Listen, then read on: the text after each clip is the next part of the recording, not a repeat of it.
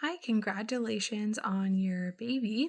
Um, I want to talk to you something about safe sleep and safe sleep positions and environment, and a way for you to get good sleep while not having to worry about your baby.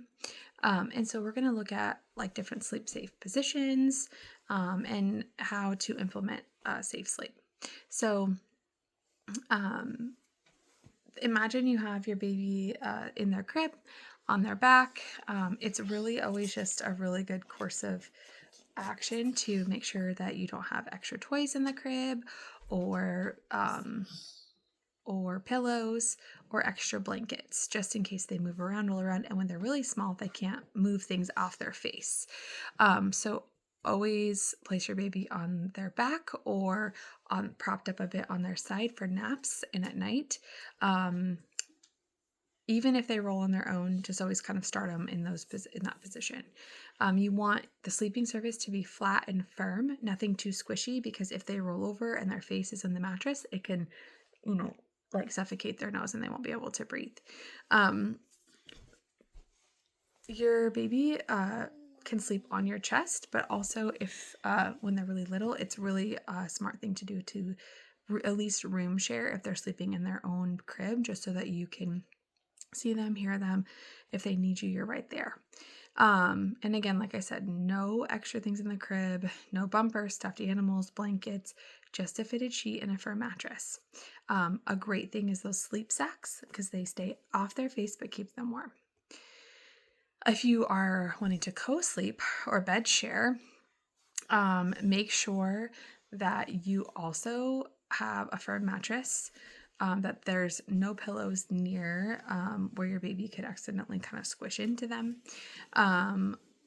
We uh, just want to make sure that there's like no smoking around the sleeping areas. You don't want to be under the influence of alcohol or any other substances. You want to make sure that you keep other children and pets out of the bed, just in case, just for safety. You want to place babies either um, on their front, laying on your chest, or on their back near your chest so that there's no space where they could roll into you. And you can also use like little blankets and roll up, or little sleep aids to kind of, if you want to put them in the middle, so that they can't roll out of that space. Um, so are sleep monitoring devices helpful or not? I really do believe that is kind of a personal preference. They have some great options for like the Owlet, which actually goes on their foot and it's a sensor. That is a great helpful tool. Baby monitors are a great way to watch and sometimes hear your baby, but they're not going to tell you if they're like losing oxygen or their heart rate goes down. So I really do think that you should never rely on alarms or electronics. It's on instincts and knowing that you put your baby to bed safe. Make sure for little siblings that they don't climb in the crib. Kind of teach them about not climbing in the crib. Animals like small animals like cats or even a small dog. Anything that could be in the crib with the baby, try to avoid that just for safety. And never leave your pets unattended in the baby's room. Keep kind of make their bed like a no-go space. So like that's off limits just for the baby, just to kind of make that a family house rule. Um, if there, yeah. My gosh.